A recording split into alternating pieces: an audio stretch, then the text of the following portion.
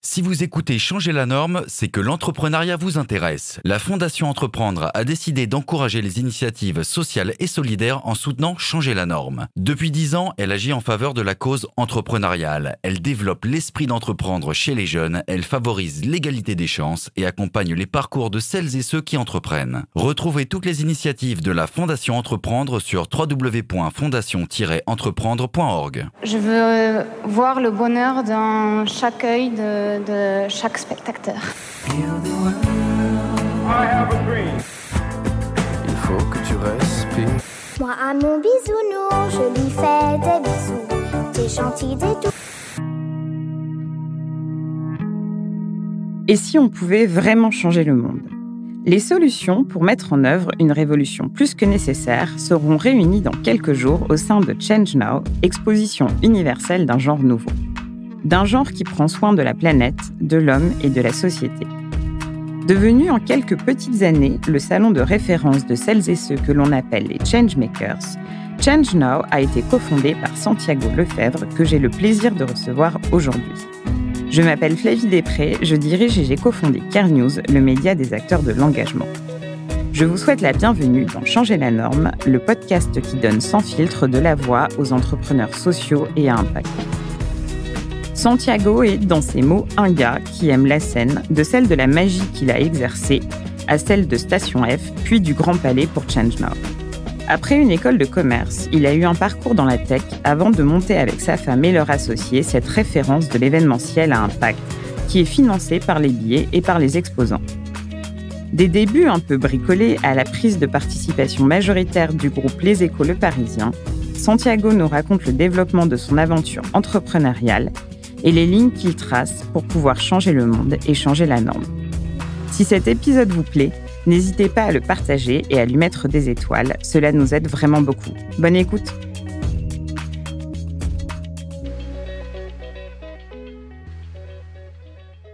Bonjour Santiago. Bonjour. Tu vas bien? Ouais, ça va et toi? Pas trop stressé? Ça va, ça va. La pression monte à quelques jours de Change Now? La pression monte, ouais, c'est plus de la pression que du stress parce que c'est très positif. Oui, surtout que tu vas nous raconter, mais c'est une édition spéciale. C'est un grand retour en physique après 2 ans. Un grand comeback. Alors, Santiago, qui es-tu? Alors moi, je suis un gars qui vient d'un petit village, milieu modeste, et qui a eu la chance, en fait, à travers l'école, les études et l'envie d'entreprendre, surtout, de faire un parcours finalement assez classique, pas forcément d'où je viens, mais assez classique, école de commerce, passage dans la banque, entrepreneuriat dans la tech, puis un MBA à l'INSEAD, où je lance les TEDx de l'INSEAD.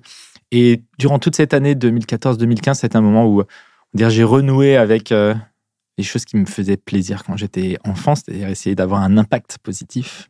Et ça a été le moment où j'ai commencé finalement à travailler dans le secteur de l'impact. Parce que quand tu étais enfant, tu avais envie d'avoir un impact positif? Moi, quand j'étais enfant, je voulais sauver les animaux de la planète. Il y avait une petite émission sur TF1 qui était les samedis matins, Terre Attention Danger, avec le docteur Klein et Dorothée. Et à chaque fin d'émission, ils disaient « Envoyez-nous une lettre ». C'était une sorte de pétition pour sauver les animaux. Et j'en avais envoyé. J'avais créé un petit journal que je vendais à côté pour pouvoir envoyer d'autres. Et au bout d'un certain temps, j'ai reçu une lettre de TF1 très gentille en disant « Merci pour vos lettres, mais arrêtez de nous en envoyer ». Donc voilà, j'étais déjà assez le stalker de Dorothée. Je pense que les gens qui ont moins de notre âge ne connaissent pas Dorothée, c'est un peu déprimant. Mais c'est comme ça. Et du coup, pourquoi une école de commerce? On est un petit peu loin des animaux, là. École de commerce, franchement, là, il y avait une vraie force de conviction aussi derrière. C'est que, pour moi, très tôt, comme je disais, quand tu veux changer t'en sortir d'un milieu, le commerce est une bonne manière de faire. Et puis après, de manière générale, je dirais, si tu veux changer les choses, t'as plein de manières d'agir. Et très vite, en fait, je me dis, on peut faire de la politique, mais créer une entreprise, créer une start-up et être dans le monde aussi du business peut avoir un impact positif. Et donc, c'était la voie que j'avais choisie à ce moment-là. Et après, donc, tu as fait de la tech. Oui. Tu as fait quoi dans la tech? Alors, j'ai lancé une boîte en 2010 quand l'écosystème français commençait à se structurer. Donc ça, c'est important parce que, du coup, on va dire, moi, j'ai l'impression qu'on vit aujourd'hui ce moment de structuration aussi de l'impact. Ça me fait penser à ce qui se passait en 2010. Et en 2010, c'était une boîte de jeux culturels en ligne. Donc, comment est-ce qu'on alliait le ludique et l'éducatif Donc, c'est comme ça que j'ai commencé dans la tech. Et puis après, j'ai rejoint un moment Pixmania aussi, au moment où ils étaient en train de faire un retournement à site de e-commerce. Voilà, donc j'ai touché à différentes choses. Et ensuite, tu te dis, j'entreprends. Ouais, et alors... j'entreprends le plus gros salon sur le changement de la planète intergalactique. Ouais. C'est un raccourci. Non, mais c'est un peu venu comme ça. En fait, moi, j'ai grandi sur scène. Enfant, toute ma vie, j'ai eu la chance d'être beaucoup et très souvent sur scène. J'ai touché à peu près à tout ce que tu peux imaginer d'art du spectacle. Oui, parce que là, je suis en train de t'imaginer circassien, mais je crois que c'est plutôt la magie que tu dis. Ouais, c'est ça. Attends, il faut que tu me racontes en une phrase comme ça. Non, mais en fait, j'ai fait de tout. De la danse, du théâtre, du comique, de l'humour, tout. Mais j'ai beaucoup fini, en fait, en tant que magicien. Et un peu de tout, du close-up, des cartes, etc., jusqu'à des grandes caisses dans lesquelles je suis enfermé dedans et je réapparais dessus, des vraies illusions, tu vois. Et en tout cas, ce goût de l'illusion, de créer du spectacle, de rassembler les gens autour de moments forts, c'est quelque chose, je pense, que j'ai gardé naturellement. Puisqu'après, en école, j'ai lancé le club digital de l'EM Lyon, j'ai lancé les TEDx de l'INSEAD. En fait, cette volonté de créer des temps de rassemblement forts ont toujours été quelque chose que je faisais naturellement. Et quand j'ai commencé à voir un peu partout des porteurs de solutions de l'impact, et le constat était qu'il n'y avait pas d'endroit où ces personnes-là pouvaient être, on va dire, rassemblées, mises vraiment, raconter leur histoire et créer finalement ce que je veux dire, c'est une légende du secteur. C'est-à-dire qu'il fallait que, comme un peu dans la tech, on rêve d'aller à la Silicon Valley et de commencer dans un garage, et depuis un garage, on crée HP, Google, etc. Et des histoires comme ça peuvent également exister dans l'impact, et ça, on voulait les raconter. La tradition de changer la norme, enfin la baseline de changer la norme, c'est que pour changer les choses, il faut se parler normalement. Et du coup, moi, je vais t'interroger sur les coulisses de Change Now. Ouais. Parce que, sans dévoiler les secrets du numéro, surtout maintenant, depuis que le débat, la magie était la mode. Mais c'est venu comment, très concrètement? Tu as un job et tu te dis, je vais le quitter pour créer un salon. Comment tu as rencontré tes associés? Très concrètement, j'avais cette intuition forte en moi qu'il fallait créer ce genre d'événement très humaniste, très rassembleur. Et qu'est-ce qui se passait si on rassemblait ensemble les lumières du monde, en quelque sorte, aujourd'hui? C'était vraiment ça, un peu le pitch de base. Et fort de ma première expérience entrepreneuriale où j'étais solo entrepreneur, je m'étais dit, je pars jamais tout seul. Plus jamais je repars tout seul. Donc, à partir du moment où j'avais l'idée, au début, j'ai tâté un peu le terrain, j'ai parlé des personnes jusqu'à un jour, on va dire un business angels. C'était là pour le coup, pendant que je cherchais un taf, je passais par lui pour essayer un peu d'avoir des tips pour trouver mon job. Et je vois que je ne vais atterrir à aucun job avec lui. Et donc, je m'ouvre de ce projet-là. C'est la première personne à qui j'en ai parlé. Et il me dit, en fait, je ne sais pas si c'est une idée de folie ou une idée de génie, mais en tout cas, il faut le faire. Donc, en gros, c'était un peu le petit nudge. Je me suis dit, OK, en fait, peut-être qu'il faut que j'y croie un peu plus. J'en ai parlé à ma femme qui, très vite, s'est dit, waouh, OK, c'est trop cool. C'est encore une bonne idée. Ouais, c'est encore une bonne idée. Et en fait, ça a été ma première associée, au final. Et là, aujourd'hui, elle est cofondatrice avec moi. On a un troisième associé qui nous a rejoint, que j'avais rencontré à l'INSEAD. Et donc, voilà. Donc, c'est un trio maintenant qui pilote Change Now. Mais si tu veux, c'était vraiment ça. Et puis, un truc important, c'est le moment où tu dis comment ça se fait. En fait, parfois, ça vient à des phrases toutes simples. C'est-à-dire que je cherchais quand même un taf à côté parce que c'est plus sécurisant. Et j'avais trouvé le job que j'avais bataillé pour. C'était vraiment country manager. Donc, j'allais être directeur d'un pays pour une start-up dans tout ce qui était parking, location de parking. Et au moment où je lui dis, bon, écoute, je sais pas trop quoi faire, je parle à ma femme, elle me dit, bon, écoute, tu veux vendre des places de parking ou tu veux essayer de changer le monde? Et à partir de ce moment-là, en fait, tout vole en éclats. Le choix était fait. Et voilà, là, tu changes la norme pour le coup de ce que tu pensais qu'était la voie la plus sage, en fait, pas du tout. Et donc, tu avais des associés, mais tu n'avais pas de boulot. Et du coup, quel statut vous avez choisi? Comment vous êtes débrouillé financièrement au début? Et comment tu as atterri au Grand Palais aussi? Alors, au début, on a commencé comme des forcenés, c'est-à-dire qu'on n'avait pas de structure. On a loué Station F, parce que notre première édition en 2017 était à Station F. On l'a loué avec notre argent, avec nos économies. Voilà, comme ça, c'était vraiment une force de conviction. Au bout d'un moment, on s'est dit, mais en fait, on est complètement fous, quoi. Qu'est-ce qu'on est en train de faire? On est à 3 mois de l'événement, on a réussi à avoir 0 € de financement et on avançait déjà toutes nos économies. Et là, il se passe un truc assez fou, c'est que Trump sort des accords de Paris. Emmanuel Macron dit « Make our planet great again ». Et là, tout de suite, on a les premiers partenaires qui disent « Ah, en fait, c'est intéressant ce que vous faites et tout. » Et on a réussi à embarquer aussi très tôt la French Tech. La French Tech a été notre premier partenaire majeur. Et en fait, c'est quand on a commencé à avoir ces financements-là qu'on a créé une SAS. On a décidé le statut d'entreprise parce que nous, dans notre message, c'est aussi de dire les entreprises peuvent être vecteurs de transition. Et donc, si on avait créé une assoce, ça n'aurait pas été la même force de message. Donc, première édition à Station F, avec un business model classique pour les salons, c'est les exposants qui payent ? C'est les exposants, c'est les partenaires et c'est le ticketing. En fait, c'est toujours le trio. Donc, on fait ça à Station F avec 2000 participants. On est heureux comme tout parce qu'on a réussi à donner vie à ce projet. On sent que le sujet monte vite et on essaie d'accompagner cette croissance de l'écosystème. Et l'année d'après, on est 6000, toujours à Station F. Et puis après, on a cette chance... En fait, je dis souvent qu'on a cette chance, mais c'est vrai, je pense qu'on est assez chanceux dans le parcours qu'on a. On a cette chance de rencontrer les équipes du Grand Palais, d'avoir un rendez-vous. Et là, on leur raconte l'histoire, qui est de dire en gros, il y a 150 ans, il y avait la révolution industrielle. Et pour accélérer cette révolution industrielle, on avait créé des super vitrines à l'époque qui étaient les expos universelles. On voulait montrer l'état de l'art du progrès de l'époque. Et on faisait ça dans des lieux emblématiques. Et on avait créé le Grand Palais pour accueillir l'expo universelle de 1900. Aujourd'hui, c'est une nouvelle révolution qu'on est en train de vivre, qui est environnementale et sociale. Et on veut recréer ce même genre de vitrine. Et donc, c'était normal qu'on revienne ici dans un lieu porté avec cette histoire-là pour montrer l'état de l'art de cette nouvelle révolution. Et là, ils nous ont suivis. C'était juste assez ouf parce qu'on passe d'un lieu de 2000 m² à 15 000 m². Et donc, c'est un saut de plus x6 en un an. Et ça a été notre plus beau et notre plus grand challenge qu'on ait accompli. Et pour parler un peu économie, en 2020, tu avais déclaré que tu étais à l'équilibre, ce qui ne doit pas être évident quand on monte à un salon d'un nouveau genre. Est-ce que vous vous êtes posé des questions sur le business model ou est-ce qu'il est arrivé assez rapidement ? Alors, en fait, nous, les premières éditions, on les a fait à l'équilibre parce qu'on est déjà, c'est vrai qu'on n'avait pas plus d'argent que ça. En fait, quand tu n'as pas plus d'argent, tu es obligé de faire avec l'argent que tu as. Donc, tu coupes, tu truques, tu es créatif.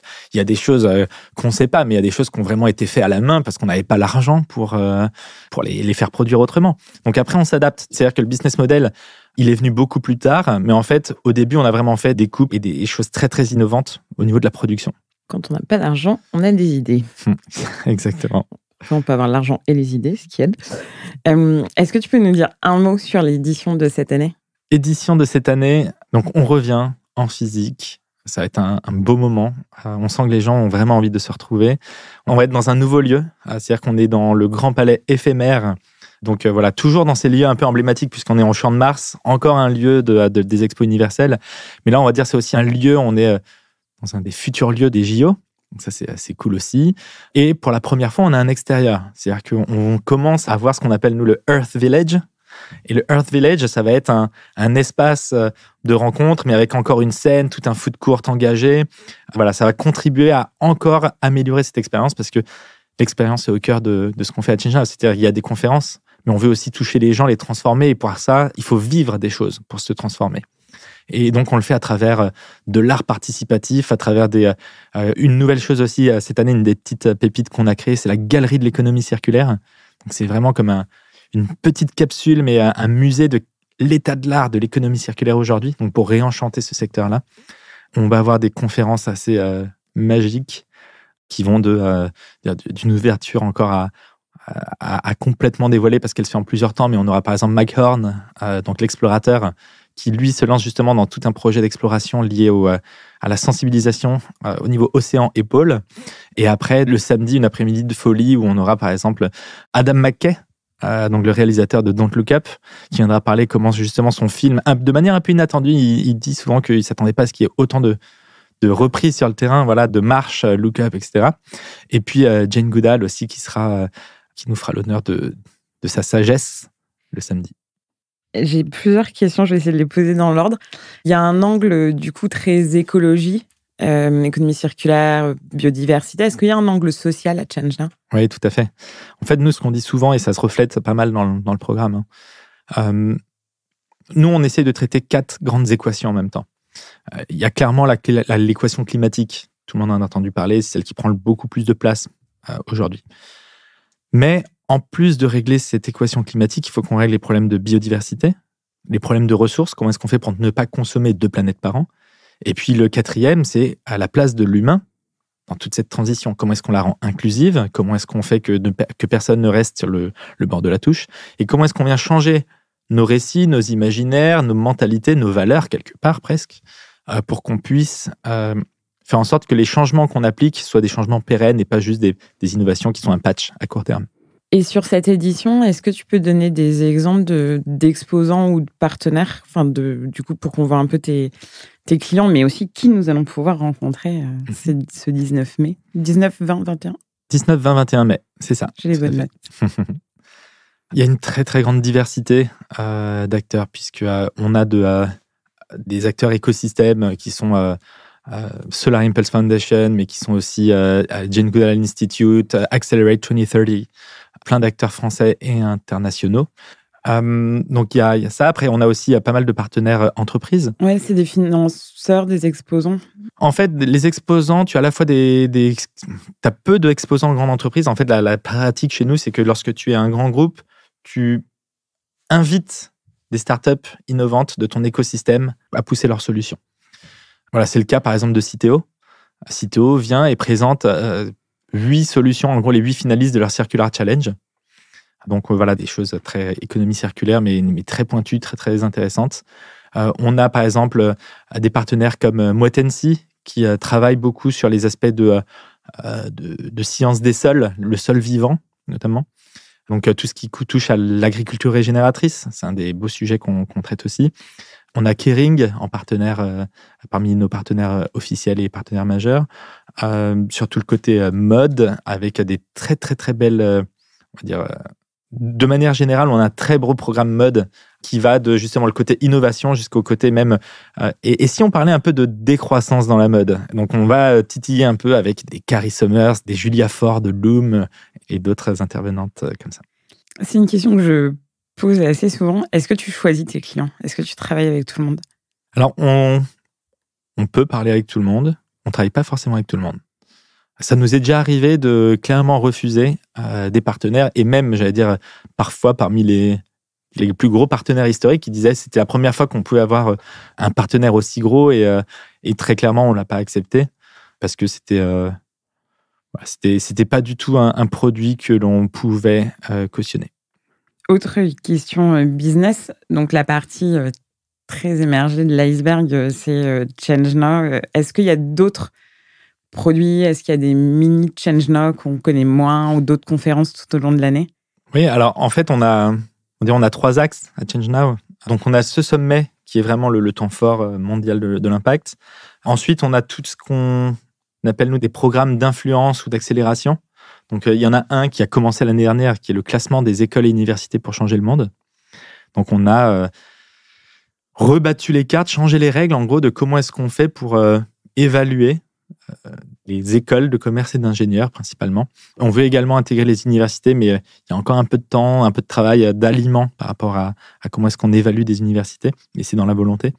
Et donc voilà, donc ça c'est un projet qui a abouti. Là on est sur la 2e édition qui est en train de se préparer actuellement.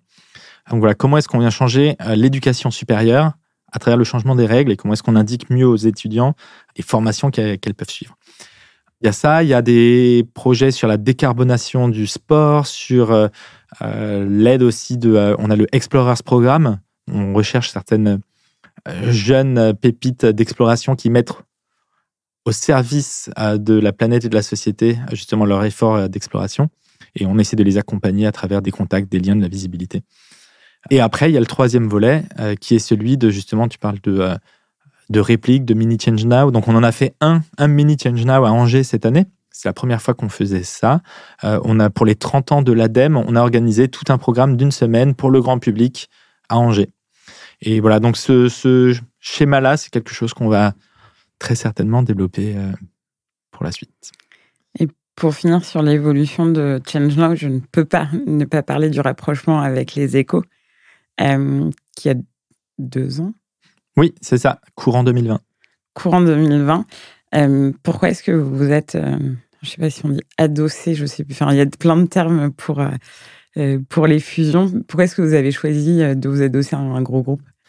Alors, De manière très très claire, en fait, on était entré dans un process de plusieurs mois de parler avec des fonds d'impact, de parler avec des médias. En fait, on avait vraiment un besoin qui était à la fois un besoin financier pour financer la croissance. Finalement, la croissance, au bout d'un moment, lorsque chaque année, on est hyper ric-rac, hyper à l'équilibre, on n'a jamais de quoi payer une croissance de l'équipe. On voulait pérenniser les emplois qu'on avait aussi. La pépite qu'on avait, on savait que à chaque année, on était sur le bord du fil et il fallait quelque chose qui nous permette de se dire « Ok, là, ça y est, on est installé, on peut avoir notre impact à long terme maintenant. » Et donc, pour ça, il fallait qu'on trouve des financeurs, il fallait qu'on trouve des partenaires médias pour remplir un grand palais. Il faut de la visibilité, il faut un partenaire média, etc. Et donc, on a commencé à parler avec des médias d'un côté, avec des fonds de VC de l'autre. On a fait un peu le tour de la place et finalement, ceux avec qui on s'est le mieux entendu en termes de vision, de capacité de nous aider à aller le plus loin possible, c'était le groupe Les Échos. Donc voilà, c'est ce qui explique. Puis c'est arrivé au bon moment. Pile au bon moment. Pile au bon moment, puisque juste quelques jours avant le Covid. Exactement. Et ça change tout d'être adossé à un grand groupe? Ça change pas. Non, ça change pas tout. Puisqu'en fait, il y a un niveau de confiance qui fait qu'on a les mains entièrement libres d'un point de vue gestion, vision, ce qu'on veut faire finalement, d'un point de vue qu'est-ce qu'on veut faire de Change Now. Donc là, on est complètement autonome. De ce point de vue-là, ça change rien. Et on m'avait posé la question une fois au début, les équipes disaient « Ok, mais qu'est-ce que ça va changer pour nous ?» Je dis « En fait, rien. On sera assis au même desk, devant les mêmes PC, dans ces mêmes locaux, et on continuera de faire ce qu'on fait. » Donc voilà, en vrai, ça ne change pas fondamentalement, si ce n'est que maintenant, on a aussi, comme je disais, une plus grande confiance dans l'avenir aussi de notre structure. Et c'est quoi les voies de développement pour Change Now? Les voies de développement, alors on a des choses qui sont liées à tout ce qui touche à la jeunesse et à la carrière, notamment. Puisque on avait déjà fait en 2019 des salons de recrutement dédiés à l'impact, chose qui avait très très bien marché. Donc on va redévelopper ce produit-là. On va le faire en France et dans les principaux hubs de l'impact en Europe. Puis après, on regarde forcément comment est-ce qu'on peut continuer à faire grandir cet axe majeur. Donc c'est-à-dire que là, je disais, pour la première fois, on est en extérieur. Le secteur, les enjeux auxquels on doit faire face et l'écosystème est en telle expansion que de rester uniquement dans un grand palais éphémère, dans des murs cloîtrés, ne permet pas d'accueillir cette croissance. Donc, on est aussi en train de réfléchir à comment est-ce qu'on se développe sur des plus grands espaces encore. Et en parlant de secteur, justement, qu'est-ce que tu en penses, toi, du secteur de l'impact? J'en pense beaucoup de bien, déjà. Non, mais... C'est bien, parce qu'ils nous écoutent, donc il vaut mieux les flatter. Non, mais j'en pense beaucoup de bien. Et heureusement, parce que voilà, on en fait intégralement partie. Tiens, en fait, c'est hyper cool de faire partie de ce temps-là, je veux dire, dans l'écosystème, mais également, on va dire, un peu de manière historique. Moi, je considère qu'on est en train de vivre ces moments un peu historiques de renaissance, etc., où tu recrées finalement la science de l'époque, la manière de voir le monde et tout. Et moi, ce que je trouve vraiment super, c'est de voir à quel point l'écosystème se structure vite. Pour te donner juste un ou deux chiffres, les choses hyper marquantes, c'est en 2018, on avait lancé la partie pitch de Change Now, donc on avait durant toute la journée des pitchers, etc. La levée de fonds moyenne était aux alentours de 200 000 €.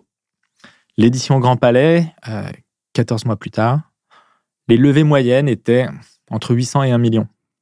Ce qui veut dire qu'il y a une vraie accélération de la maturité de ce secteur, que les porteurs de projets viennent déjà maintenant avec des business models qui commencent à être prouvés. Et donc, en fait, la capacité à lever, alors je sais que tout n'est pas levé et je ne veux pas du tout dire ça, mais c'est un indicateur chiffré qu'on a qui montre à quel point ce secteur-là grandit vite. Et donc, c'est hyper prometteur pour la suite. On a hâte de voir les levées de cette année. C'est déjà la fin. Tu es prêt pour les petites questions finales? Ouais, vas-y. Je te rappelle la règle du jeu. Donc, c'est des questions du tac au tac. Tu dois répondre de manière naturelle, spontanée et brillante, mais en une phrase. Ok. T'es prêt? Quelle est la raison d'être de Change Now? La raison d'être de Change Now, c'est d'accélérer la transition vers un monde plus durable en accompagnant les solutions. La femme ou l'homme politique que tu voudrais convaincre? Emmanuel Macron. Bien. Ah, on sera aux dates prévues. La taxe que tu aimerais inventer ou supprimer? C'est une bonne question. Une taxe, peut-être biodiversité, qu'on pourrait créer. Oui, pourquoi pas. Le meilleur conseil entrepreneurial qu'on t'ait donné? De ne jamais commencer seul. Et la chose la plus urgente à faire pour vraiment changer la norme? Pour vraiment changer la norme, je pense qu'il faut surtout être plus humain les uns envers les autres, de se parler d'âme à âme et pas de levée de fonds. Ouais, exactement. Merci Santiago. Merci à toi. Merci d'avoir écouté jusqu'au bout cet épisode. Changer la norme, le podcast de Care News, se retrouve sur SoundCloud, iTunes, Spotify et partout la technologie à l'heure de nous mener. N'hésitez pas à nous suggérer des invités, à faire des commentaires, à diffuser autour de vous et à noter le podcast afin de vraiment changer la norme. Merci.